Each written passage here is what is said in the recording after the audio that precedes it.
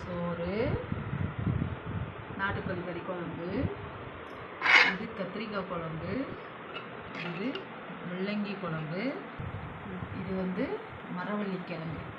எப்படி சாப்பிடணும்னு தெரியுமா? சோறை தட்டாலாம் தனியாக எடுத்துக்காதீங்க, இதை வச்சுக்கோங்க. சோறு குழம்பு குழம்பு. ரெண்டாவது சோறு கத்திரிக்காய் குழம்பு. 3 ஒரே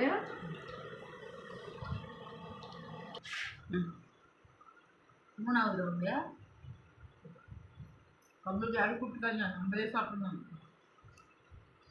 இது 4வது சோறு, கிழங்கு,